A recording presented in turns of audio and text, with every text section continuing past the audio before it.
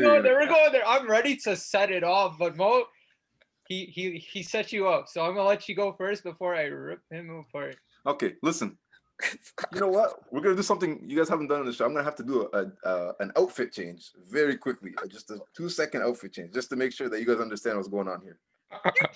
You what? That's wild. Yep. Because we're not gonna talk down on Cam's name. Bro, man, you're gonna just line it up, and I'm just gonna knock it down. So let's do it. I'm ready. I'm ready, baby. This is unprecedented. Oh my. Okay. Don't play around.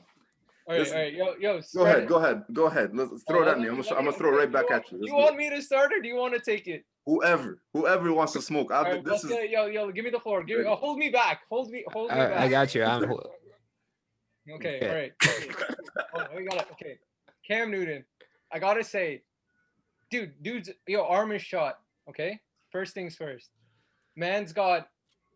He's got a couple games this year, multiple games of no passing TDs. He does have some games with rushing TDs, so he's still able to make moves through his athleticism by running the ball, and that's really great. But if this guy is not throwing more than 200 yards in multiple games. He finished off the season really well against the Jets, a Jets team that packed in the rest of their season, right? Because they blew it by winning like 2 games and not having the chance to draft a Trevor Lawrence. But yeah, Cam Newton, 8 TDs on the year, passing, and 10 interceptions. I think his arm is done. He's not going to be a starting quarterback anymore. I would be confident in saying that he'd be struggling to find a position a starting position somewhere, even a backup job. He might be one of those like Tyrod Taylors where he comes in for they draft a rookie, the team, and he starts for a couple games before they're like, okay, like you did your job, Cam, so it's time for you to pass the baton. Yeah, that's an MVP you're talking about. Okay, hey, he's done, man. He's done. The injuries. Let's talk. Oh, I'm sorry, man. Let's talk, man. No, you can't say all that. Then come say I'm sorry. You said what you needed to say.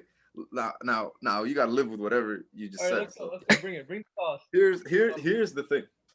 Couple of facts about this situation. First and foremost, of the 15 games the entire season, 17 games that they played, the Patriots had eight to 9 different combinations for their O-line. They lost their center, they lost their left guard, they lost their right tackle. All the first and the second game of the season. They didn't come in healthy. First of all, second of all, when you look at receivers, Cam didn't have a top 50% of the league, top half of the league receiver on the damn team. His best receiver was a guy that he taught in training camp when he was already a pro, when this kid was in high school. Freaking Jacoby Myers, whatever the guy's name is. Okay. Bro, he was playing with Westminster Secondary School's receiving line. And I was probably better than half those guys on there, man. I'm telling you that right now. Grassroots, let's go. And second of all, and now let's talk about that. O-line's shot. The wide receivers are shot. What about Edelman? What about Edelman? Edelman, the one that only played up until week 4, and then he was out for the rest of the season. I had him on my fantasy. I know. So that's shot. That's shot. And let's talk about something else also before Cam, pre-Cam, because you brought that up, Edelman, and made me think a little bit. Last year, if you look at the Patriots last year with Tom Brady had the same struggles in terms of throwing. He didn't have maybe as bad of a year, but his numbers were down. Why? Because he had no receiving options. That was a big story then too. He had no receiving options, and then what's worse than not having a long yard receiver or a deep threat? Also, not having a middle threat, a tight end. He didn't have one reliable tight end. Their tight end that played was a second was an undrafted tight end that they picked up just to fill the spot. The last point I'll make about Cam, about this whole situation, they're like, why didn't Cam run? Why didn't Cam do this?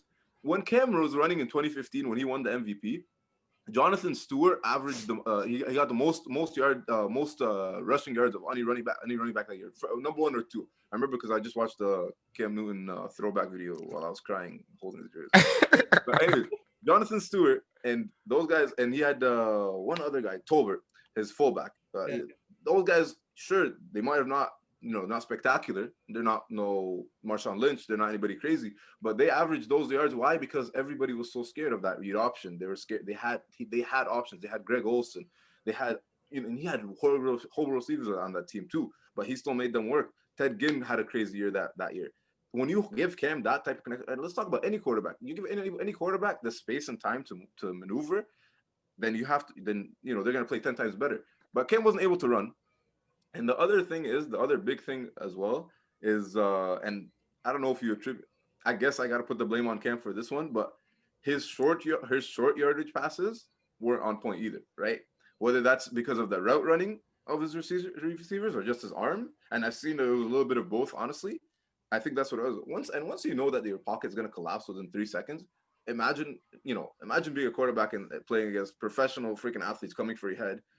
Cam, out of all people, has been getting smashed around the league for the last 5 years, 6 years. It's freaking helmet to helmet, foot to head, whatever you want to call it. This guy has gotten some of the rudest hits in NFL history, and no call whatsoever. That is true. I'll give you that. Wouldn't you be scared? Like mentally, that's like it throws your game off. How are you gonna expect? There's definitely a hurdle knowing the refs don't have a history of calling those shots for you, especially. Exactly. So why take them, right? If as a QB, you see somebody hitting like that, yeah, it sucks, but at the very least you're getting 15 yards and a first down, so you're contributing. This guy is getting smashed in the head every time. He's 30 years old now, right? 31 years old. Like, you got kids. You don't want to. You try to take care of yourself at some point, but you're a professional athlete, but you're also a human. Alan, you poked the bear there. What do you got to say? Man, I'm sorry. I went on a. Let me tell you, Cam Newton. If you put Cam Newton, let's say in a position where that Titans, put Cam Newton on Titans. Bro, you're killing me. Put Cam Newton on Titans. Okay. They win the Super Bowl. There's no question whatsoever. I'm being dead serious. Are you dead kidding serious? Me? Cam Newton, Derrick Henry on one team. I don't care if you run, zero blitz every single freaking time. I don't care if you literally are on their side of the field before the ball spike. Like, I'm telling you, as soon as they start to move, no one's stopping that. Cam Newton's fantastic. I pray to God that owners in the NFL understand that his situation. I actually, there's a slight part of me that thinks Bill Belichick is going to see his value. Yeah. Okay, I might be insane, but let's see. I follow Cam Newton trending on Twitter, so I see all these tweets from random analysts saying random things. It's been kind of depressing recently, but I had one glimmer of hope. Hopefully, he stays somewhere. But like you said, it was a horrible year for the Patriots in general. Though, let's not just single out Cam here. Yeah, for the Patriots. And let's not mention his defense. Let's not mention Stephon Gilmore went from Defensive Player of the Year to freaking Bum of the Year. What's that all about? Okay, I think a lot of the Pats guys opted out. I think what is it, Dante Hightower? Hightower wasn't there. We had no middle linebacker. But yeah, well, let's go. I'm gonna let you dig into the community involvement segment. Before we segue to that topic, Mo, okay, you stole my question, man. I was gonna ask you, like, where do you think Cam would fit the best, but you hit that with the Titans. No, the Titans was just an interesting one where I think that's a good question. That's a good question. I still think Cam would like his most ideal place. It'd have to be somewhere with a lot of like heavy tight end, a good tight end, and a couple good receivers. He doesn't need a crazy running back. He just needs something. Like I said, that's why I said. Back to the Panthers. I said Derrick Henry and Titans because that's just something out of a Back to the Panthers. But no way. I'm not even I'm ashamed to wear this jersey. McCaffrey. I'm ashamed of wearing this jersey. I don't. Yeah, I love McCaffrey. I love Brian Burns. I love a lot of those guys. I love Devontae Action Jackson. I love that team. I was so happy. I was so excited for this year. Before the summer, they texted Cam, "You're fired." They basically, there's some. We'll get into that, but Luke Kuechly didn't just leave for no reason.